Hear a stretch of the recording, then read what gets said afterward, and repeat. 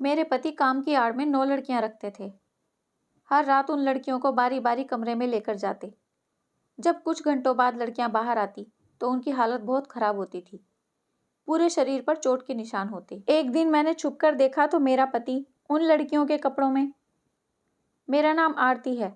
अपने गरीब माँ बाप की मैं इकलौती संतान थी और मैं ही अपने माता पिता का सहारा थी।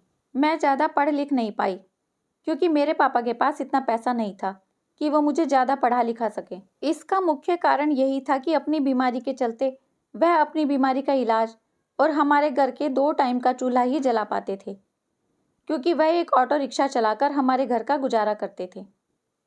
लेकिन कक्षा 8 तक तो उन्होंने मुझे पढ़ा लिखा लिया था। उसके बाद जब पढ़ाई का खर्चा बढ़ने लगा तो वह मेरी पढ़ाई न करवा सके।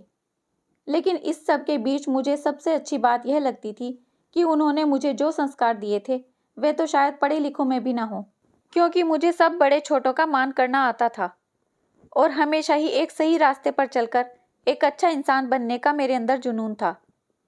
आज तक मेरे माता पिता को मेरी वजह से कभी भी अपनी नज़रें नहीं झुकानी पड़ी और मेरा यही दृढ़ निश्चय था कि आगे भी न झुकानी पड़े। खैर, ऐसे ही दिन निकलते गए। अब मेरी उम्र 20 साल से ऊपर हो चुकी थी। अब मेरे माता पिता को मेरी शादी का फिक्र सताने लगा, क्योंकि मेरे पिताजी को बीमारी होने की वजह से उन्हें फिक्र लगी रहती कि कहीं उन्हें कुछ हो गया तो सारी जिम्मेदारी मेरी माँ पर आ जाएगी, और वह इन सब चीज़ों से अभी वाकिफ भी नहीं है तो अकेले कैसे कर पाएगी। इसीलिए मेरे पिताजी ने कहा कि अब आरती के लिए कोई अच्छा घराना देखकर उसकी शादी कर दें, ताकि हम लोग अपनी जिम्मेदारियों से मुक्त हो जाएं। कल को अगर मुझे कुछ हो जाता है तो तुम पर किसी भी तरह का बोझ नहीं रहेगा। लेकिन मैं अपने पिता माता को छोड़कर कहीं भी जाने के लिए तैयार नहीं थी।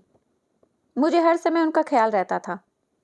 मुझे पता था कि पिताजी की तबीयत ठीक नहीं रहती है, इसीलिए मैं उनको उनके काम से हटाकर कुछ देर आराम करने को बोलती हूँ और उन्हें दवाइयाँ वगैरह देती हूँ और टाइम से खाना खिलाती हूँ। अगर मैं ससुराल चली गई तो पिताजी बिल्कुल लापरवाह हो जाएंगे, और वैसे भी मैं अपने माँ पापा से दूर भी नहीं रह सकती थी। इसीलिए मैंने पिताजी से बोल दिया कि मुझे कोई शादी वादी नहीं करनी है। मैं तो बस उम्र भर आप लोगों के साथ रहकर आप लोगों की सेवा करना चाहती हूँ। लेकिन वह लोग मेरी जिद कहाँ चलने दे रहे थे।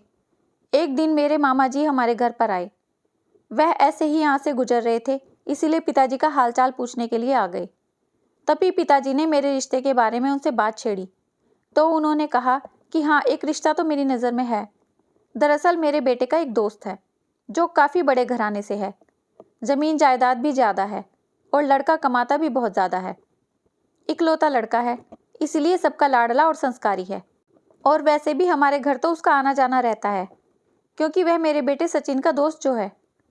अगर आप लोगों को कोई ऐतराज़ न हो तो मैं आरती बिटिया का रिश्ता उन लोगों के साथ बांट लूँ। तभी मेरे पिताजी कहने लगे कि जिस प्रकार आप बोल रहे हो उस तरह से तो नहीं छेड़ना चाहिए, क्योंकि वह लोग ठहरे ज़मीन जायदाद और महंगे घर वाले, और हम लोगों के पास तो आरती देने के लिए कुछ भी नहीं है। दरअसल जब भी मैं कोई ज़मीन पूंजी जोड़ता हूँ तो वह मेरी बीमारी के इलाज में लग जाती है। मेरे पास देने के लिए दहेज में कुछ भी नहीं है, बस एक लड़की है। हाँ, लड़की संस्कारी है जो कभी भी किसी भी चीज़ के लिए कमी नहीं आने देगी। तभी मेरे मामा जी हंसने लगे और कहा कि वह तो मैं उन लोगों से बात कर लूँगा। अगर उन्हें दहेज वगैरह से आपत्ति हुई तो हम लोग आरती का रिश्ता कर देंगे। तभी मामा जी ने चाय नाश्ता किया और चले गए। 2 दिन बाद फिर से मामा जी घर पर आए और कहने लगे कि उन लोगों ने दहेज लेने से मना कर दिया है। उन लोगों को सिर्फ एक लड़की चाहिए और कल हमारी आरती को देखने के लिए आ रहे हैं। माँ पिताजी खुश हो गए, क्योंकि उन लोगों का हमेशा से ही एक सपना था कि जो गरीबी मैंने इस परिवार में देखी है वह मैं आगे कभी ना देखूं, और अब तो उनका यह ख्वाब भी पूरा हो चुका था। अब मेरे लिए इतना बड़ा और अमीर ससुराल ढूंढकर वह लोग बहुत खुश हो गए। वह बार बार मामा जी को धन्यवाद बोल रहे थे। खैर, दूसरे दिन लड़के वाले मुझे देखने के लिए आ गए। लड़के का नाम संजीव था। उसने मेरे साथ काफ़ी बातचीत की और मुझे पसंद करके चले गए। अब माँ पिताजी बहुत ज़्यादा खुश थे। मैं एक बार कमरे में बैठी थी तो वो लोग मेरे कमरे में आए और कहने लगे कि बेटी, हम लोग बहुत खुश हैं और तुम्हारे ससुराल वाले भी बहुत अच्छे इंसान हैं। इतने अमीर घराने से होकर भी वह दहेज की कोई मांग नहीं कर रहे हैं, इसीलिए उनके संस्कार साफ दिखाई दे रहे हैं। तुम अपने ससुराल में कभी भी उन लोगों को कोई शिकायत का मौका मत देना। जैसे इस घर में हमेशा से ही खुशियां बिखेरती आई हो और हमेशा से ही हम लोगों का गर्व से सर ऊंचा किया है, ऐसे ही ससुराल में भी करना। तभी मैं माँ पिताजी के गले लगकर रोने लग गई और कहने लगी कि मुझे नहीं जाना। मेरे पिताजी कहने लगे कि बेटा, यह तो दुनिया का दस्तूर है, एक न एक दिन लड़की को ससुराल तो जाना ही पड़ता है। और तू वैसे फिक्र मत कर, कौन सा दूर है, इसी शहर में तो है तुम्हारा ससुराल, और इतने बड़े घराने से हैं, उनके तो मोटर गाड़ियाँ भी बहुत ज़्यादा हैं। तुम्हारा जब भी मन करे तो किसी भी ड्राइवर को लेकर हम लोगों से मिलने आ जाया करना। अब मैं माँ पिताजी की इन बातों से सहमत हो गई और ऐसे ही दिन निकलते गए। खैर, अब मेरी शादी भी पक्की हो गई। 1 हफ्ते बाद ही हमारी शादी थी। मेरी ससुराल से कुछ आदमी आए और हमारे घर को सजाने लगे।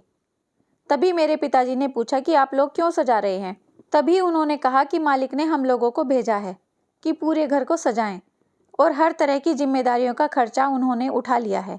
तभी मेरे पिताजी ने मेरे ससुर को फ़ोन करते हुए कहा कि मैं कुछ पैसे उधार लेकर अपनी बेटी की शादी में इतना तो खुद कर लूँगा, आप लोग बेवजह फिक्र मत कीजिए। मेरे ससुर ने कहा कि वह हमारी बहू नहीं, बेटी है। फ़ोन स्पीकर पर होने की वजह से मुझे सब कुछ सुनाई दे रहा था। अब मेरे मन को कुछ हल्का महसूस हुआ, क्योंकि जिस तरह मेरे ससुर बात कर रहे थे, मुझे लग रहा था कि वे मेरे पिताजी जैसे ही हैं। और जो मेरे मन में डर चल रहा था कि पता नहीं ससुराल के लोग कैसे होंगे, मैं वहाँ पर कैसे मैनेज कर पाऊंगी और माँ पिताजी के बगैर कैसे रह पाऊंगी, उन लोगों की ये अच्छी बातें मेरे मन को बहुत सुकून दे रही थी। अब मेरे चेहरे पर मुस्कान आ चुकी थी कि खैर, भगवान ने देर से ही सही, लेकिन हम लोगों की झोली में खुशियाँ तो डाल ही दी हैं। ऐसे ही हमारी शादी का दिन आ गया और बड़ी धूमधाम के साथ संजीव और मेरी शादी हो गई।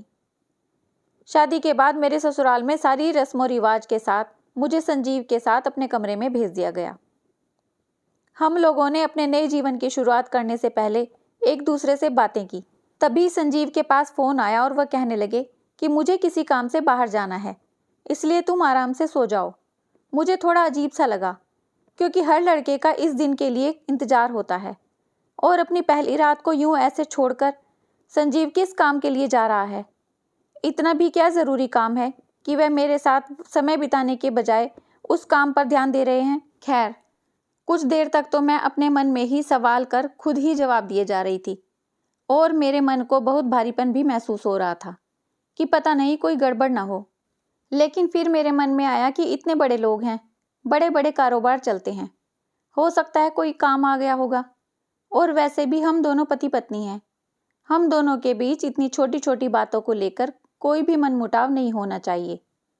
अगर संजीव को किसी काम के सिलसिले में बाहर जाना भी पड़ता है तो मुझे ऐसे दुखी नहीं होना चाहिए, क्योंकि वह हम लोगों के लिए ही तो कमा रहे हैं। और वैसे भी इतने सारे पैसे जो जोड़ गए हैं और इतने बड़े बड़े कारोबार चलते हैं, वह काम करने से ही चलते हैं। खैर, मैं वहीं पर पड़े पानी को पीकर मन में यही सब सोचने लगी कि मैं बेवजह उनके ऊपर ऐसे गुस्सा हो रही हूँ, वह तो काम के सिलसिले में ही जा रहे हैं। यह सब सोचते सोचते पता नहीं मेरी आंख कब लग गई। सवेरे संजीव ने जैसे ही मुझे उठाया, तभी मुझे पता चला कि मुझे आज उठने में देरी हो गई है। दरअसल शादी की भागदौड़ में मैं इतना थक गई थी कि मेरी आंखें भी नहीं खुल रही थीं। तभी संजीव ने कहा कि कोई बात नहीं, तुम ऐसे हड़बड़ाओ मत, जल्दी से तैयार होकर नीचे चली जाना। वैसे भी हम लोग सभी देरी से ही उठते हैं, लेकिन सब लोग उठे उससे पहले मैंने तुम्हें उठा दिया। अब तैयार होकर नीचे चले जाना, नौकर नाश्ता बना रहे हैं। तभी मैंने संजीव से कहा कि आज तो मेरा ही ससुराल में पहला दिन है, तो रसोई का काम तो मुझे ही करना चाहिए। संजीव ने कहा कि हम लोग इन रस्मों पर विश्वास नहीं करते हैं, बस हम लोग तो शुरू से ही नौकरों से ही काम करवाते आए हैं। आज तक हमारे घर में हर काम नौकर चाकर ही करते हैं, इसीलिए तुम भी किचन में काम करने के लिए मत जाना। बस कोई ज़रूरत हो तो सीधा नौकरों को ही बोल देना, वह तुम्हारे कमरे में ही हाजिर कर देंगे। मैं बिना कुछ बोले सीधा बाथरूम में नहाने के लिए चली गई और तैयार होने के बाद जब नीचे जाकर देखा तो कोई भी उठा नहीं था। तभी मैंने सोचा कि क्यों ना मैं नौकरों की हेल्प कर देती हूँ। वैसे भी मैंने आज तक कभी भी बैठे बिठाए कुछ भी नहीं खाया है। सब कुछ हमारे घर में तो काम करने के बाद ही होता था, और जब भी कुछ खाने का मन होता था तो हम लोग तो खुद ही बनाकर खाते थे, यूं किसी के ऊपर डिपेंड नहीं रहते थे। तभी मैं किचन में गई तो सब नौकरों ने मेरे आगे नज़र झुका ली और मुझे नमस्कार करने लगे। मैंने उन लोगों के सामने हाथ जोड़े और कहा कि इतना आदर देने की कोई ज़रूरत नहीं है। ना तो मैं मालकिन हूँ और न ही आप नौकर। आप इंसान हो और मैं भी इंसान हूँ। बस तभी वो लोग कहने लगे कि मालकिन, आपका दिल तो बहुत अच्छा है, लेकिन जो इस घर में हमेशा से होता आया है हम लोग वही कर रहे हैं। तभी उनमें से एक नौकर बोला कि हाँ, जब सवेरे उठकर मालिक लोग आते हैं तो हम लोगों को उनके सामने नतमस्तक होना पड़ता है, इसीलिए हम लोग आपके सामने भी हो गए। तभी मैं उनके सामने मुस्कुराई और खुद बनाने में लग गई। उन लोगों ने मेरे हाथ से सामान ले लिया और कहा कि आप बाहर चले जाइए। अगर आपको किसी ने हमारे साथ काम करते हुए देख लिया तो हम लोगों की नौकरी पर बनाएगी। मैंने उन लोगों पर दया कर दी क्योंकि वह बहुत ज़्यादा ही मिन्नतें कर रहे थे। मैं बाहर आकर नाश्ते की टेबल पर बैठ गई। तभी मेरे ससुर उठकर आ गए। मैंने उन लोगों के पांव छुए और वह भी नाश्ते की टेबल पर बैठ गए। थोड़ी देर बाद संजीव भी तैयार होकर नीचे आ गए। तभी मेरे ससुर संजीव से कहने लगे कि क्यों भाई, आज लेट हो गए काम पर जाने के लिए। संजीव कहने लगे कि हाँ पापा, कल रात थोड़ी देर से आया था तो हो गया, वैसे भी अभी चला जाऊंगा नाश्ता करके। फिर इतने में नौकर लोग नाश्ता लेकर आ गए। हम लोगों ने नाश्ता किया और मैं अपने कमरे में चली गई। अब रात का समय हुआ, सब लोगों ने खाना खा लिया, लेकिन संजीव अभी तक नहीं आए। मैंने संजीव को फ़ोन किया तो उन्होंने कहा कि मुझे बहुत ज़्यादा काम है, इसलिए मैं सवेरे ही आ पाऊँगा, तुम खाना वगैरह खाकर सो जाना। अब तो मुझे और भी अजीब सा लगने लगा, क्योंकि हमारी शादी को पूरे 2 दिन हो चुके थे, लेकिन मैंने तो संजीव को ठीक तरह से देखा तक नहीं था। ऐसा भला कैसे हो सकता है कि कोई लड़का अपनी नई नवेली दुल्हन से इतना दूर रह सकता है? चाहे कितना भी ज़्यादा काम हो, लेकिन एक लड़का अपनी शादी की पहली रात तो अपनी बीवी के साथ ही बिताता है। लेकिन मैंने जैसे तैसे उनकी मजबूरी को समझ लिया। आज फिर से संजीव ने बोल दिया, भला ऐसा भी क्या काम था? आज फिर मैं वही सब सोचते सोचते सो गई। और सवेरे जब उठकर देखा तो संजीव नहा धोकर तैयार हो रहे थे और फ़ोन पर कुछ बातें कर रहे थे। मैं भी तैयार हो गई और फिर मैंने संजीव से पूछा कि आपका ऐसा क्या कारोबार चलता है कि आपको रात भर काम करना पड़ता है? मेरा ऐसा सवाल सुनकर संजीव एकदम से घबरा से गए। तभी वह अपनी जुबान को लड़खड़ाते हुए बोलने लगे कि बहुत से बिजनेस हैं हम लोगों के, तो अब एक एक करके तुम्हें कैसे बताऊं, क्योंकि मैं वैसे ही लेट हो रहा हूं। कभी फुर्सत में बताऊंगा कि मैं क्या काम करता हूं। इतना बोलते ही संजीव हड़बड़ाहट में कमरे से बाहर चले गए। मैं उनके पीछे से आवाज़ देती ही रह गई कि नाश्ता तो कर कर चले जाइए, लेकिन उन्होंने सामने से कोई जवाब नहीं दिया। मुझे पता नहीं ऐसा क्यों लग रहा था कि वह मुझसे ज़रूर कुछ छिपा रहे हैं, क्योंकि जिस तरह से वह बात कर रहे थे उनसे साफ नज़र आ रहा था कि वह कुछ न कुछ ज़रूर छिपा रहे हैं, लेकिन मैं समझ नहीं पा रही थी कि आखिर बात क्या है। तभी मैंने सोचा कि क्यों ना मैं अपनी सासू माँ से ही पूछ लूँगी। तभी नाश्ते के टाइम जब सास ससुर और मैं बैठी थी तो मैंने अपनी सासू माँ से पूछा कि मेरी शादी को अब तो कितने ही दिन हो चुके हैं, लेकिन मुझे तो पता ही नहीं कि आप लोग बिजनेस किस काम का करते हो, और संजीव भी रात भर काम में लगे रहते हैं। तभी मेरी सास कहने लगी कि बेटा, यह सब तुम्हारी समझ में नहीं आएगा, इसीलिए तुम्हें किसी भी चीज़ की कोई कमी हो तो बताना। बैठे बिठाए तुम्हें सब कुछ मिल रहा है, बस ऐश करो, तुम्हें इन सब से क्या मतलब। तभी मुझे उनकी बातें कुछ अटपटी सी लगी। मुझे समझ में नहीं आ रहा था कि वह ऐसे क्यों बोल रही हैं। खैर, फिर मैंने सोचा कि मैं बेवजह इन लोगों से सवाल जवाब नहीं कर सकती, कहीं इन लोगों को बुरा लग गया तो माँ पिताजी को अच्छा नहीं लगेगा। तभी मैंने सोचा कि क्यों न मैं माँ पिताजी से मिलकर आ जाती हूँ। थोड़ी देर बाद मैं अपने ससुर सास के कमरे में गई और उनसे बोली कि मुझे अपने माँ पिताजी से मिलना है।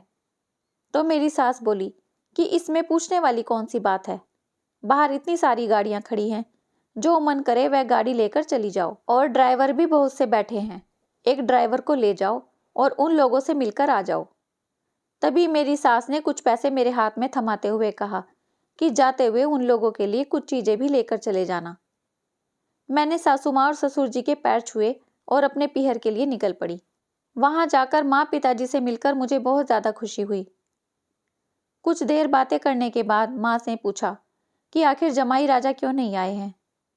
तभी मैंने उनसे कहा कि पता नहीं, उन्होंने तो मेरे साथ भी टाइम नहीं बिताया है, वह तो बस दिन रात अपने काम में ही लगे रहते हैं। तभी पिताजी ने मेरे सर पर हाथ रखा और कहा कि बेटा, जो तुझे सुख सुविधा तेरे ससुराल में मिल रही है वह काम की वजह से ही मिल रही है। जब जमाई राजा इतनी मेहनत करते हैं तभी तुम लोग ऐसे बैठे बिठाए इतनी मौज में खा रहे हो। तभी मैंने हाँ में गर्दन हिला दी। थोड़ी देर बाद मैंने कहा कि ठीक है, अब मैं चलती हूँ, और उन लोगों से मिलकर मैं वापस आ गई। जब मैं घर वापस आ गई तो नौकरों से पता चला कि संजीव का जन्मदिन है कल। दरअसल मुझे तो पता भी नहीं था कि संजीव का जन्मदिन कब आता है। मैंने कुछ नौकरों से बातें करते हुए सुना कि कल तो बहुत ज्यादा काम रहेगा क्योंकि छोटे मालिक का जन्मदिन जो है। तभी मैंने एक नौकर से पूछा कि किसका जन्मदिन है। उसने कहा कि छोटे मालिक यानी आपके पति का कल जन्मदिन है। मैंने सोचा कि आज रात को 12 बजे संजीव को मैं फैक्ट्री में जाकर ही उनके जन्मदिन की बधाई दे दूंगी और उनके साथ कुछ समय अकेले में गुजार लूंगी। तभी मैंने नौकर से कहा और इधर उधर से पता किया कि हम लोगों का कारोबार कहाँ पर है। मुझे पता चला कि संजीव रात भर फैक्ट्री में ही रहते हैं क्योंकि वहां पर काम जो चलता रहता है। मैंने रात के 12 बजे से पहले की केक वगैरह मंगवा लिया और रात को 12 बजे से पहले ही गाड़ी लेकर संजीव की फैक्ट्री की ओर चल पड़ी। लेकिन मैं तो छुपते छिपाते जा रही थी कि कहीं संजीव को भनक न लग जाए कि मैं फैक्ट्री में आ रही हूँ, क्योंकि मैं उन्हें सरप्राइज देना चाहती थी। मैं जैसे ही फैक्ट्री के अंदर गई तो मुझे कुछ चिल्लाने की आवाजें सुनाई दे रही थी। आखिर ये आवाजें किस चीज की थी?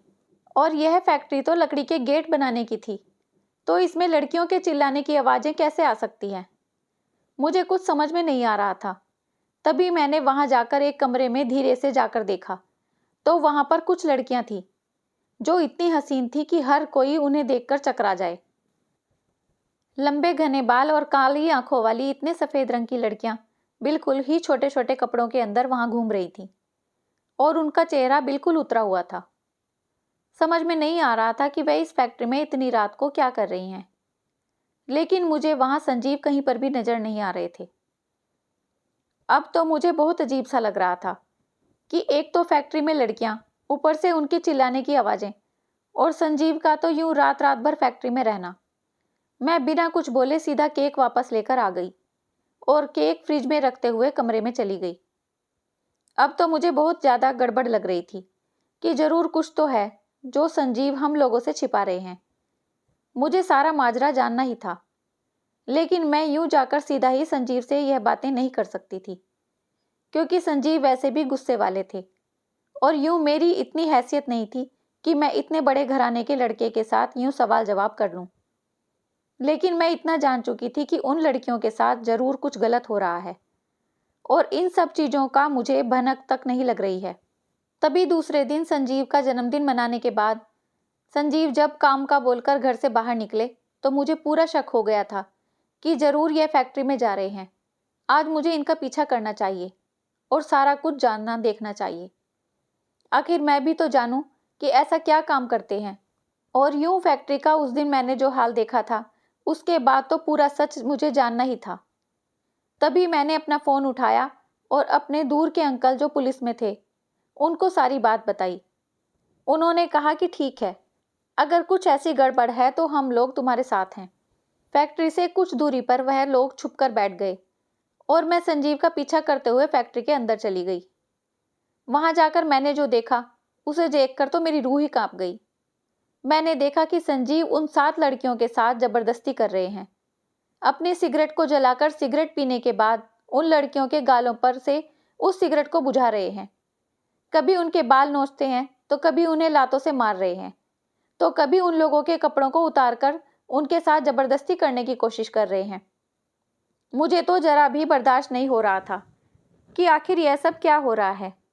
कोई इंसान इतना जुल्मी कैसे हो सकता है।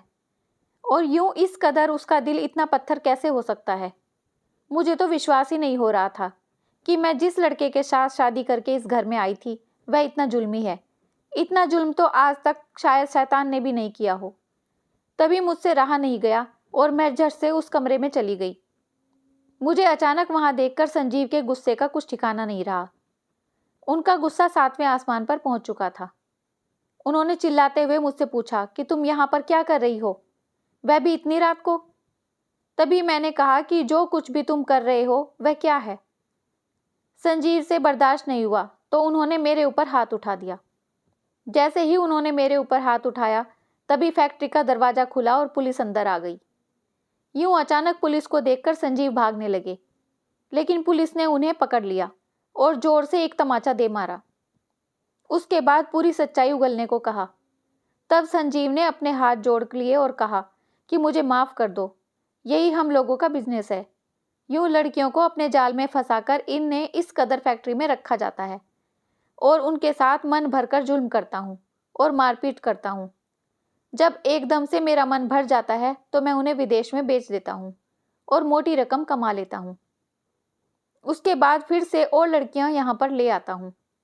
इस कदर मेरा धंधा चलता रहता है। जो बातें संजीव बता रहे थे उन्हें सुनकर तो मेरे होश ही उड़े जा रहे थे। पता नहीं उन लड़कियों ने आज तक क्या क्या बर्दाश्त किया होगा। मुझे तो उन लोगों की हालत देखकर इतनी दया आ रही थी मानो मैं अपनी जान दे दूं। लेकिन जैसे तैसे मैं उन लड़कियों के पास गई और उनके सामने हाथ जोड़ लिए। तभी उनमें से एक लड़की अपनी आंखों को भरते हुए बोली कि दीदी, आपने जो आज हम लोगों पर उपकार किया है वह तो शायद किसी ने भी नहीं किया होगा, न ही कोई कर सकता है। हम आपका धन्यवाद भी नहीं कर सकते। तभी मैंने उनके हाथ पकड़ लिए और कहा कि मुझसे जो हो पाया मैंने कर दिया। तभी संजीव को पुलिस लेकर जाने लगी और मेरे सास ससुर को भी गिरफ्तार कर लिया और उन्हें भी उम्र कैद की सजा हो गई, क्योंकि वह लोग भी इस काम में मिले हुए थे। उसके बाद अब मैं पूरी हवेली की मालकिन बन चुकी थी। अपने माता पिता को भी मैं इस घर में लेकर आ गई और उन लड़कियों को कुछ हवेली की जमीन जायदाद बेचकर अच्छे अच्छे बिजनेस शुरू करवा दिए। अब वह अपने काम में तरक्की हासिल कर रही हैं और मैंने अपनी उम्र अपने पिताजी को सौंप दी और उनकी सेवा में लगी रही। जो भी धन कमाती थी वह गरीबों में बांट देती थी। अब मुझे अपने ऊपर गर्व हो रहा था कि मैं उन माता पिता की बेटी हूँ जिन्होंने मुझे ऐसे संस्कार दिए, और मैं यूं इन लड़कियों की जान बचाकर मैं खुद पर गर्व महसूस कर रही थी। यह सब सोचने में मेरे चेहरे पर मुस्कान आ गई। धन्यवाद दोस्तों। कैसी लगी ये कहानी आपको? अपने विचार कमेंट्स में ज़रूर बताइए। अगर कहानी अच्छी लगी है तो लाइक शेयर सब्सक्राइब करना मत भूलिए। अपना खूब सारा ध्यान रखिए, खुश रहिए, मुस्कुराते रहिए।